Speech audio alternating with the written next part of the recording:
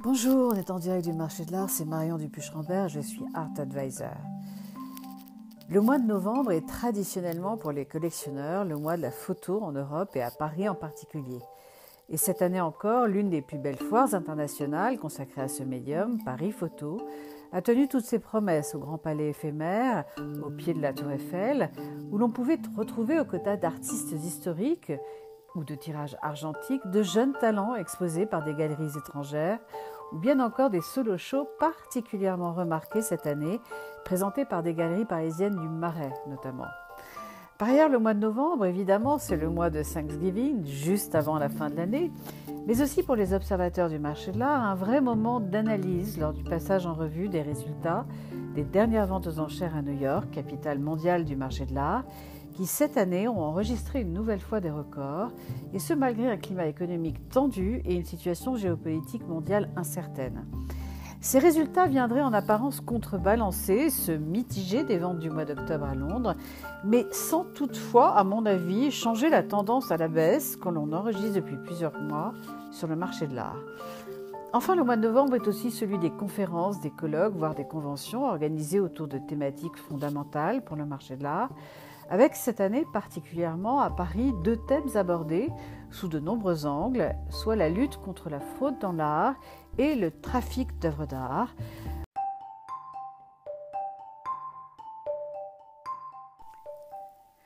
Le mois de novembre pour les collectionneurs, c'est le mois de la photo. Et Paris Photo, au pied de la Tour Eiffel, avec ses 196 exposants,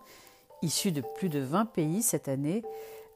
est le plus grand salon international de la photographie et donc l'événement incontournable pour les artistes, les institutions, les conservateurs, les collectionneurs et les amateurs de photographie,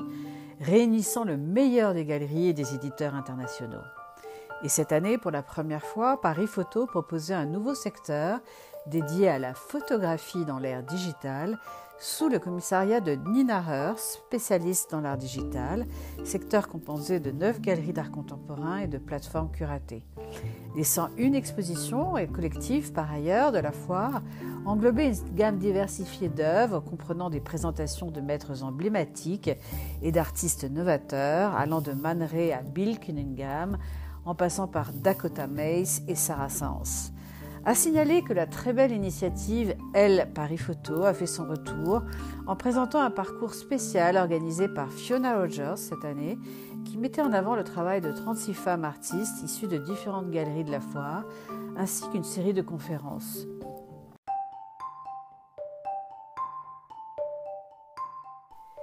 Et du côté du second marché, le marché de la photographie s'est consolidé.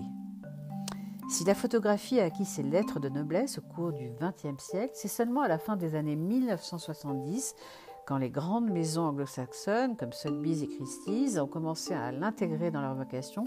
que son marché, et en particulier celui des ventes aux enchères, a pris son essor.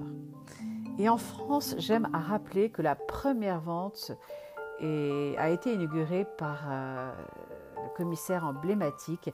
Pierre Cornet de Saint-Cyr dès 1982.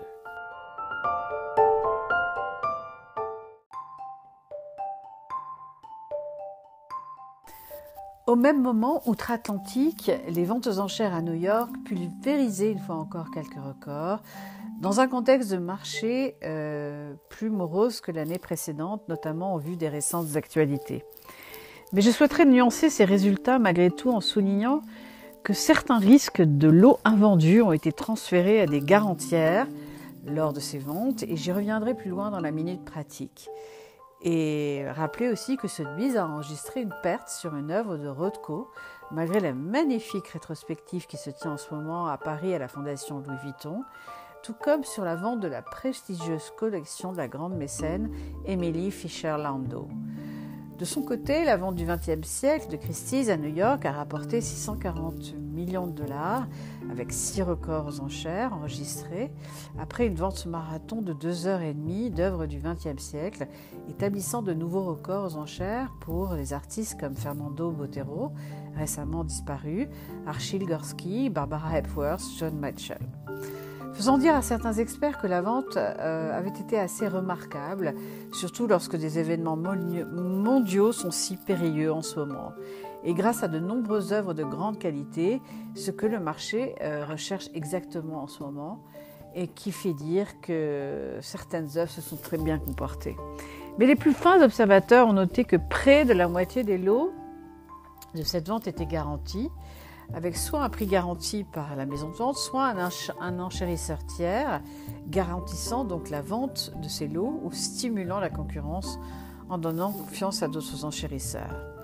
Certains prédisaient qu'il était inévitable que les recettes en cette fin d'année des ventes de soirées phares du mois de novembre à New York diminuent sans doute de plus de 30%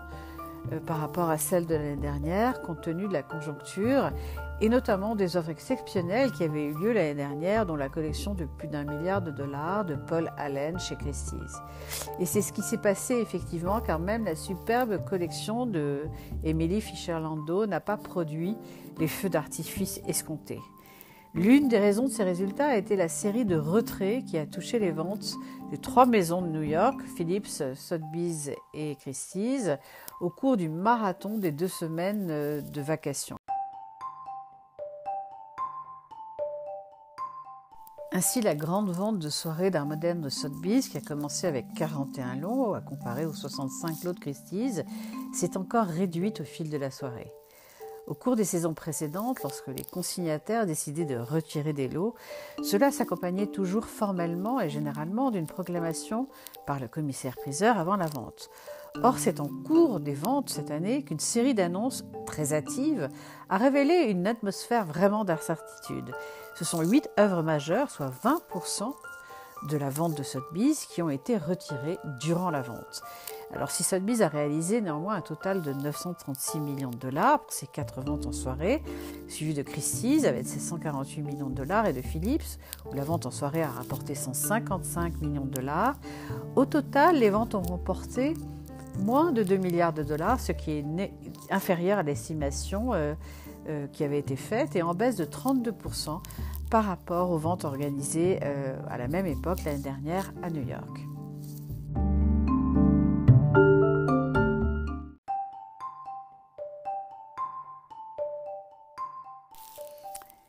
Des garanties, mais encore. Je souhaiterais utiliser cette minute pratique pour revenir sur cet outil financier qu'utilisent de plus en plus de maisons de vente aux enchères outre-Atlantique. Les garanties des maisons de vente sont généralement de 2 types, soit des garanties directes, qui sont assurées par la maison de vente aux enchères elle-même, soit des garanties de tiers, qui impliquent donc une tierce partie. Depuis les années 2000, on est progressivement passé de garanties émises directement par les maisons de vente aux garanties de personnes tierces. La principale raison de ce développement étant liée à la stratégie des maisons de vente aux enchères qui vise à limiter au maximum les risques, surtout après plusieurs pertes financières enregistrées dans le passé. La garantie donc représente une assurance par une partie de se porter garante de la vente d'un lot. En d'autres termes, une garantie est une promesse faite au vendeur par la maison de vente et c'est donc une obligation contractuelle assumée par une personne morale, soit la maison de vente, soit un garant, une personne physique ou morale, dans lequel il est promis que si le principal intéressé, soit la maison de vente, ne peut vendre le lot, la caution ou le garant l'achètera à un prix déterminé à l'avance.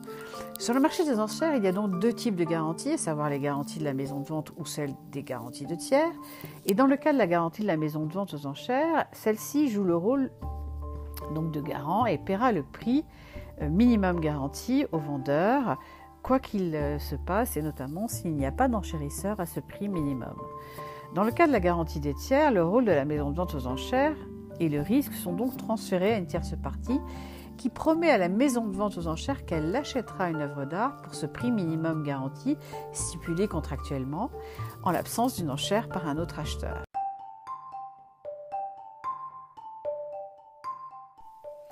Et dans les 2 cas, le vendeur a la garantie, soit l'assurance que son œuvre d'art trouvera un nouvel acquéreur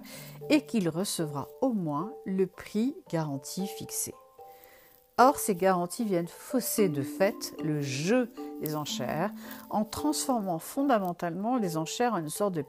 pièce théâtrale où le plus souvent l'acquéreur et le prix sont définis à l'avance, car cet accord pour payer un montant spécifié pour l'œuvre d'art garantie, que celle-ci soit effectivement vendue ou non, fait de que l'adjudication du lot se fait soit sur un minimum garanti par la maison de vente ou une tierce partie, et non plus par la rencontre de l'offre et d'une demande réelle d'enchérisseurs, soit si le prix minimum de garantie est dépassé, grâce à des enchérisseurs qui jouent le rôle des enchères avec un véritable acquéreur, mais alors les maisons de vente ou la tierce partie qui était garante de l'acquisition du lot s'enrichissent aussi sur le risque couvert au même titre que le vendeur en se partageant à 50-50 ce surplus bonus, soit la différence entre le montant garanti et le prix de vente d'adjudication finale.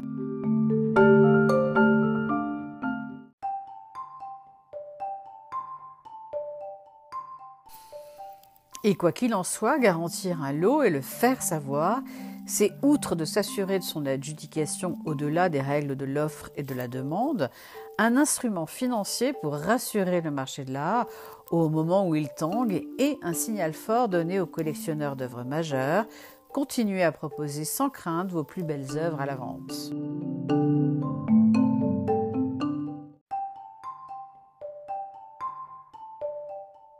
En ce mois de novembre, le marché de l'art est revenu aussi sur ses fondamentaux,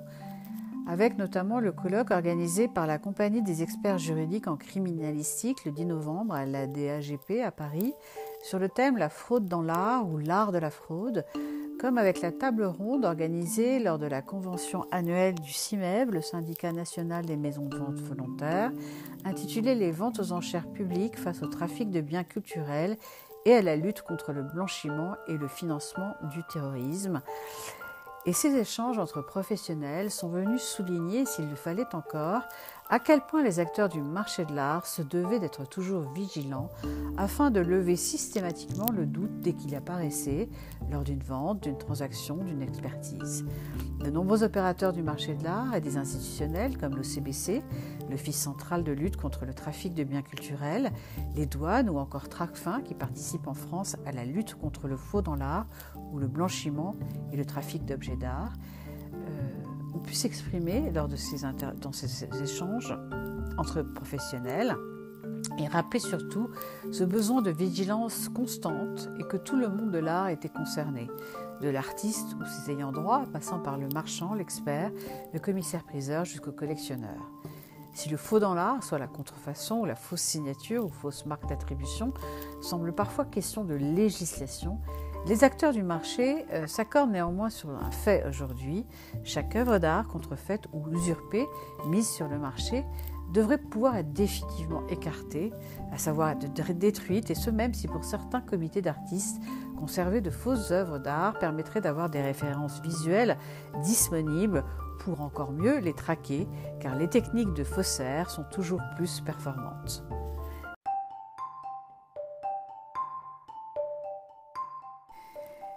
Et cette vigilance nécessaire et indispensable se doit d'être individuelle comme collective. Et ce n'est sans doute pas un hasard si quelques jours auparavant, la ministre de la Culture, Mme Rima Abdul-Malak, a annoncé la réactivation de l'Observatoire du marché de l'art et du mouvement des biens culturels.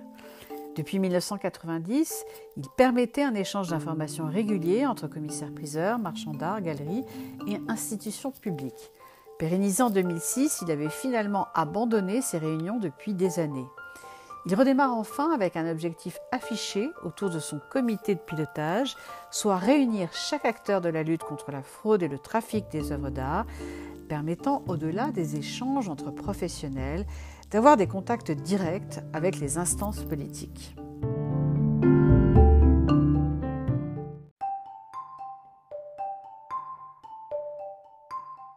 Lors de la Convention nationale des commissaires-priseurs, donc organisée par le CIMEV cette année, il a aussi été proposé une table ronde intitulée « Le marché de l'art français, unis pour une première place européenne », permettant aux intervenants professionnels, galeries, marchands, commissaires-priseurs notamment, de rappeler toute l'importance de la place de marché de Paris et les avantages, voire les atouts du marché de l'art français.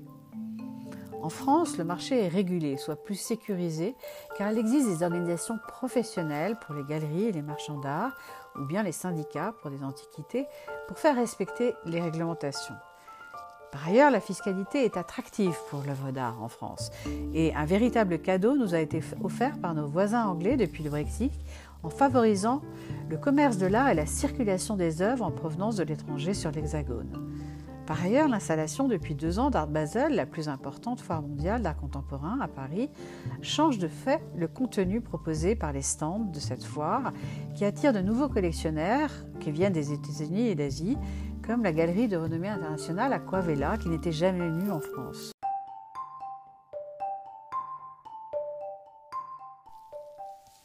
D'autres signaux forts existent sur le marché puisque Paris vient de détrôner Londres comme capitale du dessin, puisque Christie's n'organisera plus de vente aux enchères de dessins en 2024 à Londres, mais à Paris et à New York. Par ailleurs, la spécificité de nos experts sur le marché français, puisqu'en France, nous avons un système très spécifique puisque les experts sont indépendants et non pas salariés des maisons de vente, fait que un réseau de collectionneurs supplémentaires cohabite avec ceux des maisons de vente. Enfin et surtout, la sauvegarde de 5,5% de la TVA à l'importation est celle qui s'applique sur les premières ventes d'œuvres d'art, permet de dire que pour les collectionneurs étrangers, Paris devient une évidence pour vendre en Europe, puisque le Royaume-Uni a été disqualifié depuis le Brexit.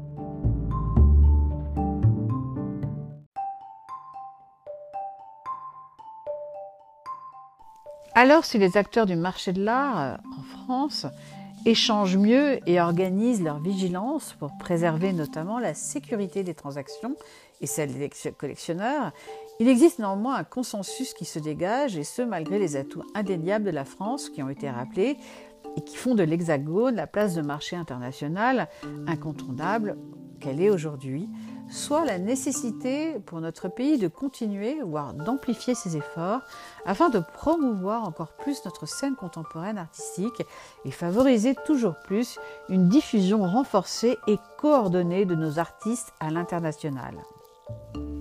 Car les artistes français restent sous-cotés sur le marché de l'art, car moins montrés que ceux de nos homologues anglais, allemands ou américains par exemple. Et c'est ce que nous rappelle une fois encore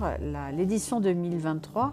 récemment publiée du Kunstkompass, classement annuel établi en Allemagne des artistes contemporains internationaux les plus populaires, soit 100 artistes contemporains vivants, classés chaque année en fonction de plusieurs critères et notamment